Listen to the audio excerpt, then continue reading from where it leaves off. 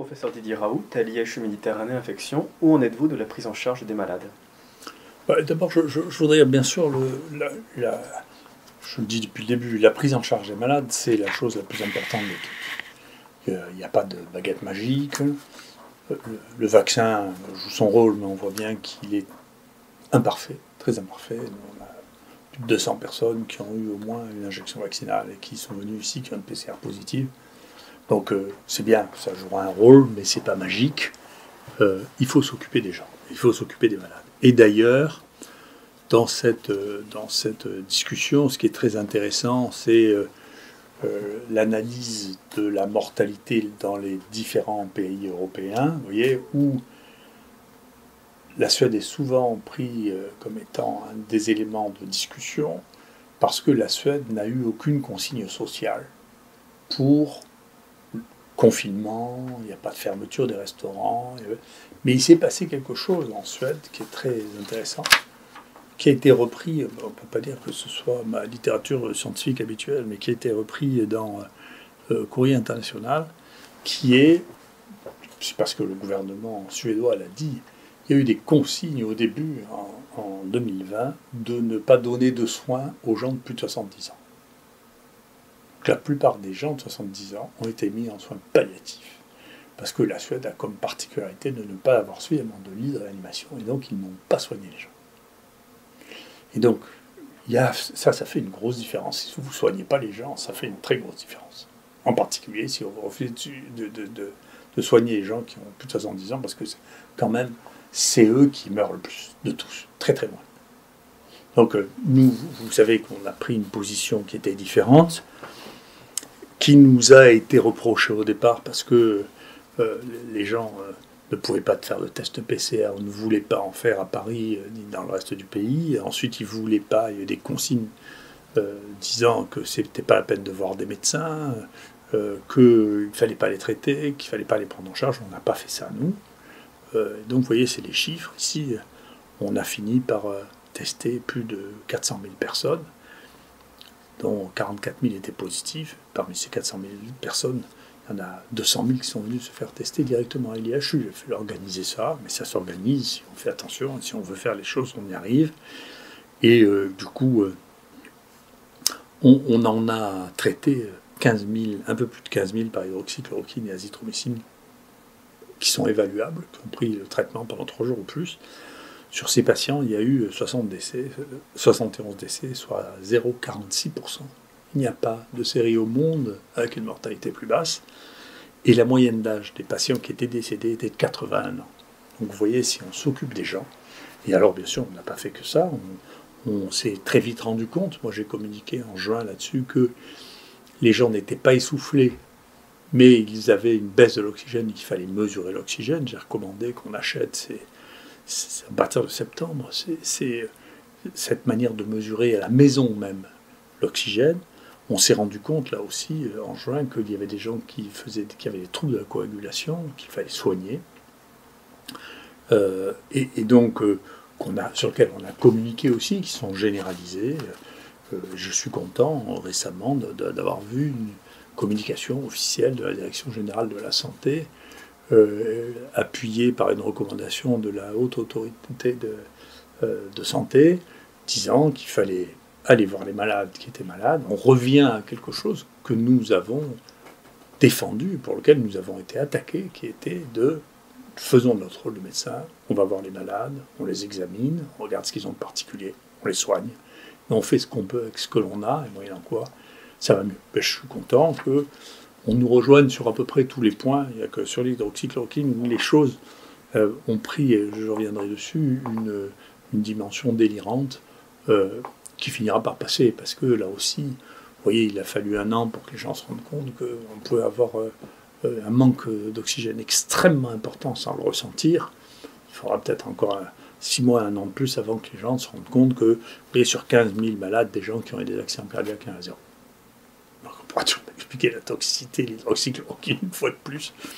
Mais enfin, c'est plutôt les Africains qui se foutent de nous quand on dit ça que nous qui devrions nous foutre des Africains. Alors, en tout cas, voilà les éléments. Et si, là, on a 2 très gros travaux qui sont... Il y en a un qui est parti, puis l'autre qui va bientôt partir. Un sur les gens qu'on a suivis en externe, en hôpital de jour, et puis l'autre sur les patients hospitalisés, où on retrouve sur les patients hospitalisés qui meurent, c'est-à-dire ceux qui sont vers la droite, là, qui sont en rouge, eh bien, on retrouve l'âge, bien entendu, les cofacteurs, ensuite le cancer, et puis les marqueurs qui vont indiquer que les choses vont mal, qui sont des marqueurs liés aux troubles de la coagulation, et les lymphocytes, les cellules qui nous défendent, quand il y en a moins de 500, le pronostic est très mauvais. Et puis, quelque chose qu'on a découvert à cette occasion, c'est quand le zinc est très bas. C'est un très mauvais facteur de pronostic. On est en train de regarder si le fait d'ajouter du zinc permet d'avoir une meilleure évolution, mais en tout cas, le fait d'avoir le zinc très bas est un facteur de très mauvais pronostic.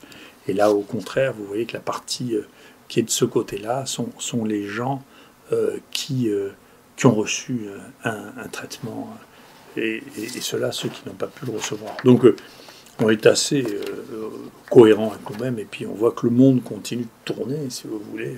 Si la partie européenne et américaine a pris un coup de folie sur l'hydroxychloroquine, le reste du monde, qui est très vaste, continue à produire toutes les semaines. La semaine dernière, c'était une étude à Singapour sur la prévention. Toutes les semaines, il sort un nouveau papier sur l'hydroxychloroquine, et ça n'arrêtera pas. Voilà. Où en est-on de la circulation des variants? Ben, pour les variants, tout d'abord, encore une fois, si on reprend les données, où là aussi il a fallu un peu de temps pour que les uns et les autres se redécouvrent que les virus à ARN mutés, quand même, on savait tous ça. Donc penser que cela n'avait pas muté, c'était pas très raisonnable. Enfin, c'est comme ça. Et donc nous, simplement, ce qu'on a fait, c'est qu'on a fait beaucoup de génomes. Donc maintenant, on en est à des milliers de génomes analysés avec des milliers de souches. On a plus de souches isolées ici que probablement n'importe où au monde. Pour la concentration des malades aussi, on est probablement le site dans lequel il y a eu plus de malades traités pour cette maladie.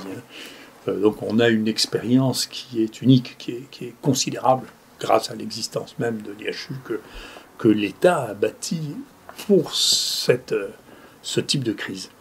Donc si on regarde ici la distribution, on voit que voilà, il y avait ce premier variant au début de l'été, il n'y avait plus de cas du tout, qui est apparu en France, à Marseille, en revenant du Maghreb. Ce variant, on pensait qu'il venait d'Afrique parce qu'on a vu les mêmes génomes au Sénégal, en Algérie et au Maroc. Bien entendu, le monde est ouvert, et donc on a commencé à regarder chez les singes verts au Sénégal. On a prélevé, on a un singe vert chez qui on a trouvé ça dans le sang, qui est le marqueur du virus que l'on suspecte de venir d'Afrique. On verra, on n'a pas la séquence complète. Si on a la séquence complète, il est vraisemblable que c'est la source de ce virus, mais qui était un virus très peu, qui donnait des formes très peu sévères et qui s'est éteint tout seul, vous voyez, assez rapidement. Ensuite, le monstre, c'est celui-là, c'est ce qu'on appelle, nous, le Marseille 4, qui est en bleu, qui a été extrêmement dangereux. Celui-là, ça fait un moment que je suspecte, maintenant j'en suis vraiment très convaincu, qui vient de l'élevage de visons français d'Eure-et-Loir, parce que l'épidémie de juillet est apparue en Mayenne, alors qu'il n'y a plus du tout de cas en France. On ne voit pas comment ça peut réapparaître tout seul. Donc il y a un facteur qui l'a déclenché, et surtout quand ce variant est arrivé, il représentait des mutations très importantes par rapport à tout ce qu'on connaissait avant. Et comme on savait qu'il y avait des épidémies dans les élevages de visons en Hollande et au Danemark, eh bien, on a pensé qu'il en était de même. Vous savez qu'on a eu des difficultés à avoir la séquence des visons d'Eure-et-Loir qui étaient non publiques depuis plusieurs mois. On a fini par l'avoir. C'est exactement les mêmes séquences que nous avions identifiées comme Marseille 4 à partir de août. Donc, c'est le même virus. Et à mon avis, c'est effectivement la source de cette épidémie qui a été le variant le plus mortel dans le monde de Covid-19. C'est le plus mortel de tous, c'est le plus mortel chez nous, voyez l'ampleur qu'il a pris. Et si ça a commencé ici, ça s'est répandu dans toute l'Europe et puis après dans le monde entier. Et donc c'est un vrai tueur. C'est le pire des tueurs. C'est le pire de ceux que l'on a eu. Et depuis, vous voyez ici le variant anglais qui est maintenant représente 80% des cas, qui pour nous au moins dans cette situation et actuellement est moins sévère que le Marseille 4 ou que le premier qui venait de Chine. Voilà. Donc c'est ça la situation des variants. Puis il y en a quelques-uns, vous voyez qu'ils apparaissent et qui ne vont pas très loin. On a quelques Sud-Américains, quelques Brésiliens, un nouveau variant de Marseille avec une mutation en 501, qui est une mutation qu'on trouve aussi dans le Sud-Américain, dans l'anglais et dans le brésilien, qui a été trouvé aussi à Paris, mais avec un fond génétique qui est différent. Donc c'est pas la même source. C'est une mutation sur cette partie du spike qui est une partie qui est intéressante. Cette partie du spike qui est une partie qui est intéressante, là aussi je vous redonne des données parce que les gens qui s'expriment à droite et à gauche disent alors ça c'est vrai, ça c'est pas vrai. Moi j'ai l'habitude de parler soit des choses que nous avons produites ici, bien sûr personne n'a autant de données réelles que nous. Quand nous on parlait des génomes, on parlait des nôtres, on ne parlait pas de généralité. D'accord, c'est les choses qu'on voit, puis les génomes, moi j'en fais depuis l'an 2000, donc j'ai l'habitude de regarder ce qu'il y a dans les génomes. Et là, vous voyez, c'est deux papiers, un papier en New England quand même qui n'est pas suspect d'être hostile à Gilead, il fait des articles qui ressemblent à la publicité brutale, et ça c'est un article qui est en préprint, et vous voyez dans ce papier-là, eh bien, il y a quelqu'un qui a reçu 4 fois de suite un traitement par remdesivir, et il continue à avoir le virus, ce qui veut dire que comme activité antivirale, c'est modeste. Et puis une fois, il a eu aussi un coup d'anticorps, et au bout de tout ce temps, on voit qu'il y a des mutations dans la spike. Et ce que vous voyez comme mutation dans la spike ici, eh bien, c'est la même mutation que vous trouvez chez l'anglais, que vous trouvez chez le brésilien, que vous trouvez chez le sud-africain, alors qu'il ne l'avait pas au départ. Donc c'est le traitement qui a entraîné la mutation dans la spike, qui est une mutation qui est associée à la résistance, bien sûr, aux anticorps, et qui a généré ça. Alors, est-ce que c'est un phénomène général ou un hasard? Il y a un travail qui vient d'être mis sur préprint, où les gens regardent en cultivant le virus avec du remdesivir. Alors, ils cherchaient, dans ce travail, à montrer s'il y avait des gènes de résistance à ce produit qui apparaissait en cours de traitement. Et ce qu'ils ont découvert, par hasard, eh bien, c'est que, c'est pour ça qu'ils mettent surprisingly, de manière surprenante, ils ont observé des mutations dans la spike, y compris dans 2 zones qui sont les plus importantes dans la mutation actuelle, qui sont la zone E484 et N500. D'accord ? Alors ça c'est de la science, c'est pas la discussion de bistrot ou de plateau télé, c'est réel. Il faut s'opposer à ça en disant c'est pas vrai, mais pour dire que c'est pas vrai, il faut faire le travail. On ne peut pas juste se dire c'est pas vrai, c'est de la science. Donc on va peut-être arriver à un moment à faire la distinction entre les opinions des uns et des autres et ce qui est scientifiquement établi. Voilà. Comment réagissez-vous aux médisances qui agitent les comptoirs numériques? Oh, écoutez, d'abord, je suis content. J'ai reçu un chèque de M. Raffi. C'est bien. C'est le premier à m'avoir insulté et menacé le lendemain du jour où j'ai parlé de la chloroquine. Vous voyez, à la fin, les gens ont tort. La justice, c'est comme la science. C'est un peu lent. C'est pas les plateaux télé. Mais ça finit par se résoudre. Alors, j'ai porté plainte, là aussi, déjà, contre 3 personnes qui m'avaient diffamé. Donc, j'attends. Les dossiers sont en cours d'instruction. Et aujourd'hui, je vais porter plainte contre Madame Bic, là, une espèce de une femme qui est complètement déchaînée contre moi, qui me harcèle en bande, en meute, qui me diffame, qui dit que je suis un néocolonialiste sur son Pub Pire, qui est une entreprise de délation dont je ne sais pas comment on peut l'accepter, et qui poursuit pour savoir, en plus, elle doit avoir une intelligence modeste, parce que, honnêtement, elle envoie un journal en disant « Regardez, c'est une photo truquée, ce qui est une photo d'illustration, qui est une photo prise dans un journal qui n'a pas de copyright. Donc, c'est pas de la science, c'est de l'illustration. Après, elle se trompe.